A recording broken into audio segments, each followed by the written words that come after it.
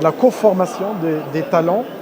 Et aujourd'hui, vu les transformations sur le plan mondial, de nouveaux avions, de nouveaux avions, y compris dans la motorisation, mais y compris aussi sur le plan énergétique, il y a des perspectives qui sont très importantes et nous allons essayer de collaborer, de travailler ensemble. Et je voudrais remercier Monsieur le PDG du groupe Safran, d'abord pour avoir pris cette initiative et amplifier l'existence du groupe Safran.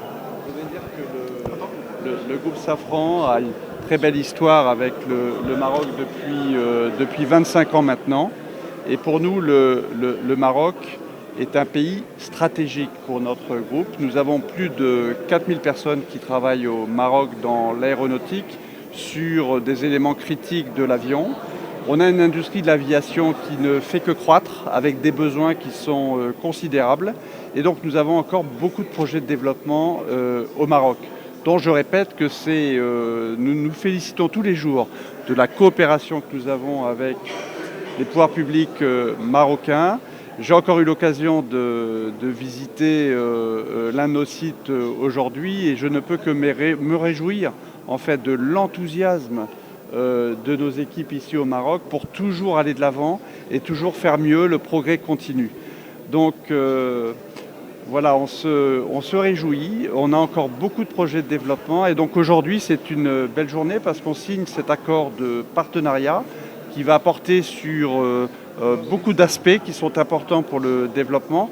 Évidemment la formation, c'est essentiel, la formation qui va correspondre à nos besoins, donc une vraie coopération sur la formation, le développement de projets, le développement de l'engineering aussi, et puis le développement de tout un écosystème qu'on appelle de supply chain, donc de fournisseurs, pour être plus efficace et bâtir autour de nos sites ici au Maroc un écosystème d'entreprises avec lesquelles on va travailler. Donc c'est un accord global de partenariat qui est très très important. C'est une étape importante de notre partenariat ici au Maroc. هذا الاتفاق الإطار اللي وقعنا اليوم مع شركة سافرون التي تعد أحد الفاعلين الرئيسيين في قطاع صناعة الطيران هو كيندرج في إطار هذه المرحلة الجديدة ديال اللي دخل فيها قطاع صناعة الطيران بالمغرب.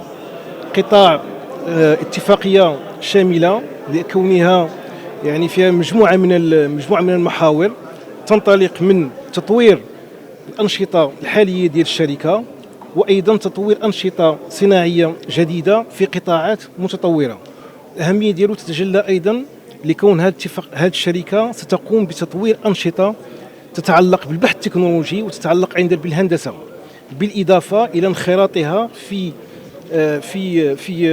منظومة التكوين من أجل ملائمة تكوين مع متطلبات ديال هذه الشركة. وبالتالي هو اتفاق إطار كيندرج في إطار تفعيل التوجيهات الملكية السامية التي دعت إلى الاستعداد لولوج مرحلة صناعية، عهد صناعي جديد، عهد صناعي يرتكز بالأساس إلى ارتقاء بالمنظومة الصناعية من أجل توطين أنشطة صناعية ذات تكنولوجيا عالية، وأيضا من أجل تطوير رأس المال البشري والكفاءات البشرية وملائمتها مع المشاريع الصناعية. Directeur général, Monsieur l'ambassadeur, Messieurs les présidents, Messieurs les directeurs généraux, Mesdames et Messieurs. Permettez-moi tout d'abord de vous transmettre les excuses au Monsieur le ministre de l'Industrie et du Commerce qui, pour des raisons de santé, n'a pas pu être parmi nous aujourd'hui. Nous sommes réunis aujourd'hui pour la signature d'un accord cadre de partenariat entre le gouvernement marocain et le groupe Safran, leader aéronautique et acteur historique et contributeur à l'unification de la plateforme industrielle marocaine. Un accord cadre qui amorce un nouveau chapitre dans l'histoire de notre coopération, déjà riche en réalisations substantielles. Un chapitre qui va contribuer sans nul doute à atteindre les nouveaux objectifs que s'assigne le secteur aéronautique du Maroc dans sa nouvelle phase de développement. En effet, l'histoire de notre partenariat, plus que vingtenaire, avec le groupe Safran, a été marquée par une succession d'installations permettant l'établissement de 8 filiales du groupe au Maroc, opérant dans différentes activités et services qui emploient plus de 4200 personnes, dont 70% sont des femmes. De manière un peu populaire, l'intelligence artificielle générative, tout ce qui est codage, tout ce qui est, je dirais aujourd'hui même réalisation de documents, même stratégiques, deviennent en tout cas plus faciles avec ces outils, et qu'il va falloir aussi qu'on forme les jeunes et les moins jeunes à utiliser ces outils.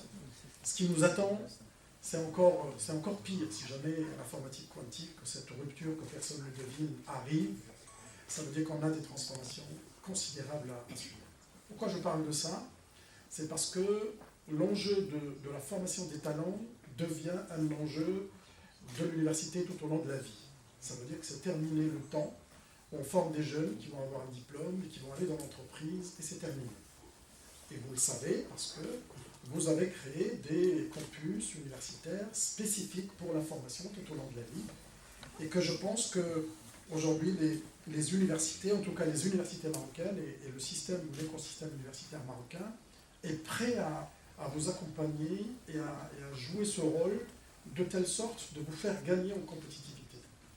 Je pense qu'il est aujourd'hui admis que les entreprises souhaitent souvent les talents, excusez-moi de le dire entre guillemets, des talents, des moteurs à quatre pattes.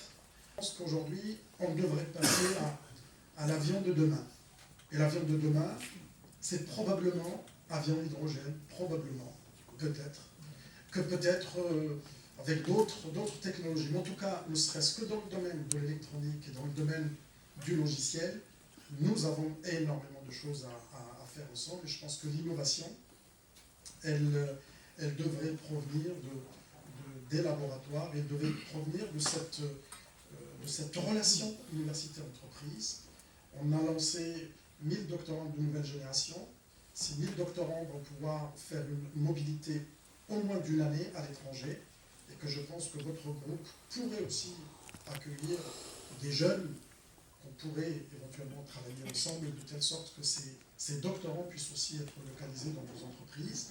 Et je pense qu'il y a, avec ces échanges-là, qu'on pourrait les rendre encore plus fructueux et travailler ensemble. En tout cas, on est dans une démarche de co-construction, et il s'agit de former des jeunes qui sont capables de réaliser d'abord la mission première pour laquelle ils vont être embauchés, mais en même temps les former pour qu'ils soient capables de se reconvertir, d'être capables d'épouser les nouvelles technologies, de pouvoir encore s'élargir dans leur thématique principale. Et je pense que les compétences sciences humaines et sociales doivent être quelque chose d'important, avec bien évidemment les aspects linguistiques dont on a parlé tout à l'heure. Merci encore, Monsieur le Directeur Général, de votre confiance.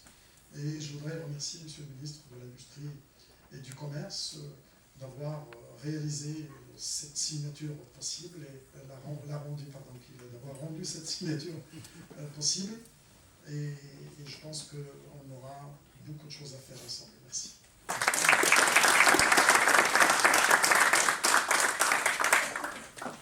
لا تنسوا الإعجاب بالفيديو والاشتراك في القناة تشجيعا لنا لنستمر بنشر المزيد إن شاء الله.